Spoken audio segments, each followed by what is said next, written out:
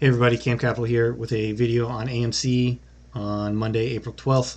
So here we're looking at a 5-minute chart. So AMC did not have a ton of news out today, but they did get an analyst increase last week.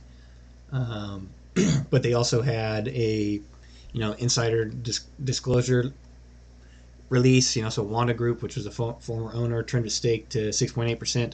So there was some institutional selling occurring along with the analyst upgrade recently, but AMC kind of followed GameStop lower today on GameStop receiving that price target and its ratings decrease from Ascendant Capital from $12 to $10, which is laughable from where the price is currently at. But AMC down 8.5% today, closed at 862. You see we put in a high first thing excuse me, pre-market 1 a.m. 983. Kind of pretty sideways pre-market trading, and then on the open here, let's go to 5 minute on last one. It's on 1. My apologies again, but we go that 5 minute. We basically get a high close to 9.5, 9.49. As you see here into the day on Friday, into power hour, that's where sellers stepped in there. Sellers came in first thing, knocked us down. Also coinciding with that 200 EMA in the 5 minutes, pushes us lower, finds support at the 78.6 fib, that 8.9. That 8.9 level, $8.99 area had held prior. It had been a good area of support in the past. So we get one bounce, but we can't hold it the second time. Sell off lower, 8.5, and then now we travel back up to 8.9, right? So prior areas of support now act as resistance, right? They flip, sell off occurs, get one push into power hour, can't get above the 50 EMA, sell off into the close. And had a little more selling occurring after hours, low of 852 here, so the low day did hold at 851, so maybe that will form a double bottom for a little afternoon price action. But if we go out to the daily chart for AMC, you can see that today's candle is a pretty big red candle, right? So not only did we go through the 78.6 fib, that 8.9, right? So we basically broke through this double bottom low from the end of March to 24th, 25th, low 893, 895, pushed right through that. But we also crossed below the 50-day EMA, which is at $9, 903. So to me, this chart is saying short term, AMC is going to sell off a little bit more, right? So we've had 5 red days in a row. GameStop's at 6 red days in a row.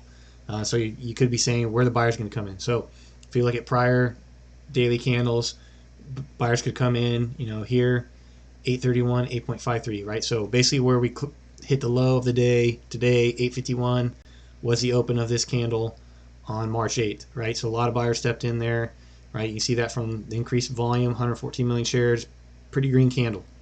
So this 850 could be acting as a bottom right there. So if 850 is not acting as bottom, you can go down to the low of this candle, 8.3. So maybe buyers come in at 8.3. And then you have these back-to-back days before that move higher, right? So we got the kicker, gap up, those back-to-back days, indecision, both closing right at about $8. So we could have 3 buying zones in the 8s, right? So right at 8.5, 8.3, and then $8. So you can, if you want to be general about it, you can say every 25 cents in the $8 area could be a corresponding area for buyers.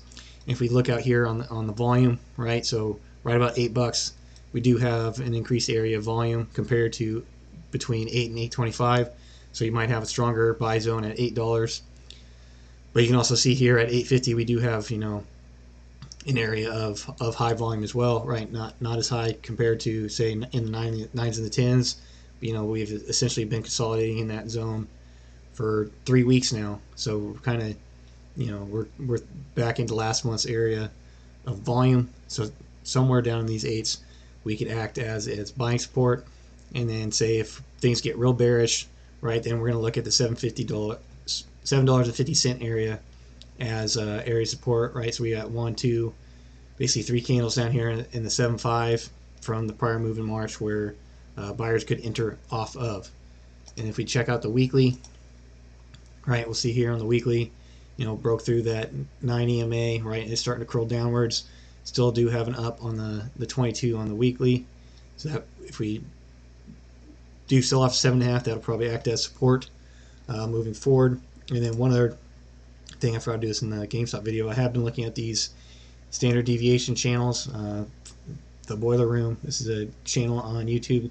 He likes to use them. I've just been using them as a different indicator, something else to look at. You know, always trying to expand the toolkit in trading. But you see here, this I would say neutral yellow line is 0, solid green line is 1 standard dev, darker yellow is 2, red's 3, and then the checks or dash lines are half fib marks. So here, this would basically be corresponding that, you know, long-term support would be down to 7.81. Go retest that 1 standard deviation level on the weekly chart. But you see here, you go down to the daily, those zones will move, right? And that's basically showing now here corresponding that the half standard dev is basically where we closed at, right about 8.6. So we could see some buyers coming in to hold this half deviation level going forward. So that's what I got for you guys on AMC. What are your thoughts going forward? Where do you see AMC coming back? Are we going to get that bounce?